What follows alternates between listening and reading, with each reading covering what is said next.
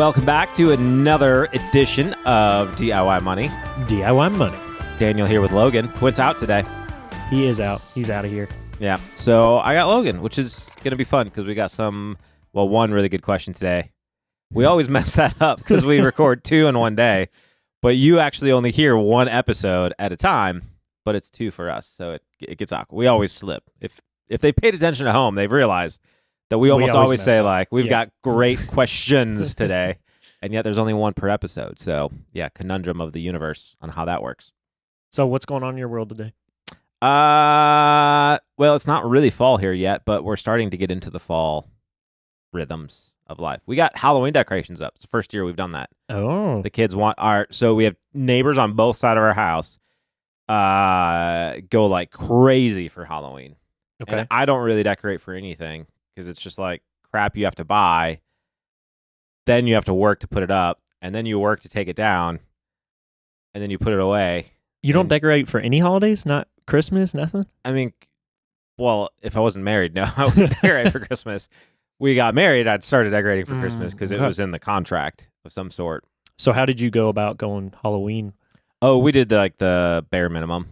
Okay. So you got like a couple spiders, the and nets on the cobwebs or something. I don't know. They just they go to the dollar store and figure out what they want, and then we put it up. And do you have pumpkins or anything like that?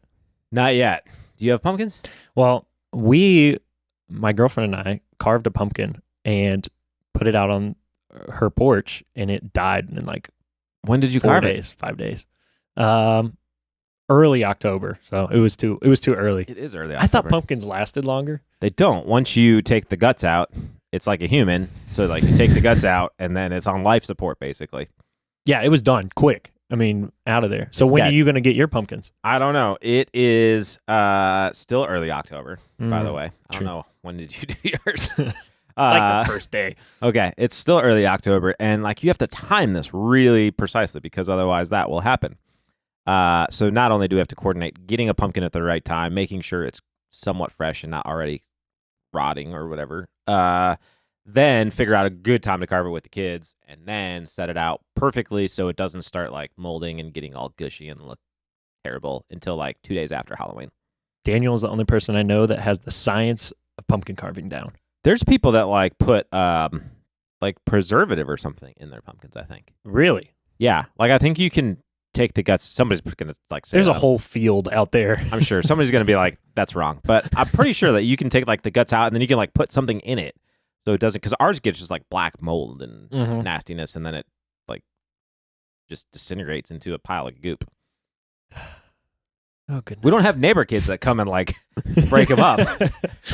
When I was growing up, pumpkins never lasted because everybody would destroy them. What neighborhood did you live in?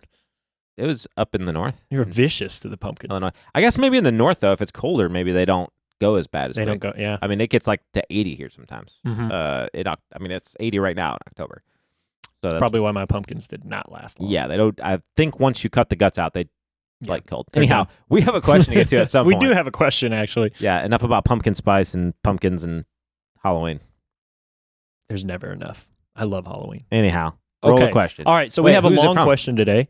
I forgot who's who's it from. You tell me. You know this. I know. I Jordan. looked at it before. Evan. I looked at it before I got on it, and then we got on pumpkins, and I totally blanked. So from Evan. Evan has a question today. It's a long one, so bear with us, but it's a really good question about a specific topic. What's up, guys? My name is Evan. I'm from Greenville, Tennessee. My question is more about general knowledge than individual advice, but I'll go ahead and start by sharing a little bit about my situation to help inform your answer. So I'm 25 years old, married, and we have 3 little girls. I started an exterior cleaning business about 5 years ago, and I've been working on it full-time for 2 years. We've seen a lot of growth this last year, and because of that, been able to take some extra income this year, which I'm excited about. So by the end of the year, our Roth IRA will be maxed out. We'll have, we have an individual investment account for each of our 3 girls, and we'll have added $1,200 to each of those accounts. And we want to set aside some cash savings for a house that we are looking forward to building in the next 5 years, as well as some other small goals that we have currently. And we are also able to finish out our 6-month emergency fund. We did that earlier this year. And the only debt we have is a $170 monthly payment for 3 acres of land that we bought earlier this year. I'm the owner-operator of the business, and I have a few friends who help me out as employees a few times a year. But next year, I am wanting to get 3 full-time employees to help grow the business even more. So my question that I have is about SEP IRAs. I'd like to open another investment account that can be added to when we fill up our Roth every year. And I was doing some research on what other accounts I could open, and I saw that the SEP was available to me as a business owner, though I wasn't able to find quite as much research about it as I could about some other types of accounts. So my question is, what is different with the SEP versus a Roth? And do you think that would be a good option for me as we continue to invest and watch the business grow? Thanks so much for taking my question. Really enjoy this show, and I look forward to hearing more. Thanks. Bye-bye. Well, first of all, Evan Killing it. sent in a video question to us. Yeah. And he has a Which really cool setup for People his can't video hear room. or they can't see it on the podcast. They can't see it on the podcast, but you should definitely check out YouTube. Check out DIY Money on YouTube to see Evan and see his video question. He had an awesome Zoom setup, way cooler than mine. He had guitars in the background, looked like a rocker, all kinds of stuff. Nice. I like it. And he's crushing it on the DIY money front. He absolutely is. It sounds like he Saving has like all crazy. his basic steps down for Mhm. sure. And he's really interested in a SEP IRA, a Simplified Employee Pension Plan. SEP. P. No, SEP. Just SEP? SEP. Simplified Employee Pension Plan. Okay. All right. No, there's not. I don't think is Simplified Employee Pension. I don't think plan is plan in the name. Acronymed? It would No, be it's probably just SEPP if SEP, it was- right? Yeah.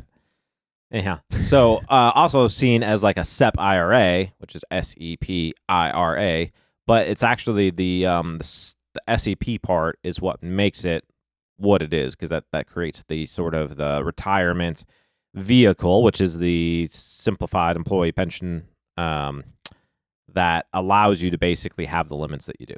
So typically what we see with a SEP is it is primarily used by sole proprietors, which is a person who is like employed by themselves and there's no other employees, or like sort of mom and pop. And I don't mean that like, I just mean that like a husband and wife, or 2 partners or something like that who are employed together, but they don't have like 10 employees. Mm-hmm. And one of the main reasons for that is when you utilize a SEP IRA or a SEP plan, you have to contribute for all of your employees. They have to meet certain thresholds of length of time for employment and some other stuff. But generally speaking, let's assume that everybody is full-time and maybe has worked there a while. Usually employers will use like the 3-year rule, for instance. Mm-hmm. So once somebody's been there 3 years, then you have to contribute for them. So what that does is if it's just you, or say you and your spouse or partner that is working in the business, that's great because you can just save as much as you want for yourself up to the limits. But let's say you had 10 employees, it might cost you more to save for everybody else at your company than the savings that you get effectively. And the reason for that is because a SEP IRA is a employer-based savings plan. So traditionally when you talk about, say, 401ks, employees contribute and then there's a match that the employer gives, but the employees have to do something. Mm-hmm. The SEP IRA is not that way at all. Actually, the employer does all of it. It's like a more traditional pension that you see with like government employees or teachers or something like that, where the employer is putting the money in and the employees don't really have to do anything at all. But versus a normal, when you think about a normal pension where it's Mhm. going to be paying out over time, you're actually putting that in a form of an IRA. So you're putting it in an individual retirement account for, and like you mentioned, it's basically for employers that are by themselves or with a spouse that are putting money into their retirement funding. Typically how it's used, because the employer will pick a percentage each year, and that's a percentage of the employer's salary, which then is the same percentage they have to use for their employees. So let's say the employer wants to contribute 10% of their salary, well, then they have to contribute 10% of their entire payroll, everybody who qualifies for the plan. And so that can add up to a significant amount of money. However, if it's just you as an employer, you're the only person that works in the business, or again, you or your spouse, then it's all going back to you. It's not a big deal. You get to deduct that as part of your as part of business expenses, basically. I'm not saying that 100% accurate, but it's a deduction just like you would be doing it into your IRA. So it flows out of the business profits, which helps, and basically lowers your income, just like contributing to an IRA would. Now, it is pre-tax money, so just like a traditional IRA. So that's different from the Roth. Yeah, very different from the Roth. It's a traditional IRA, so when you go to pull money out later, you're going to have to pay taxes on that. So that's one thing to keep in mind.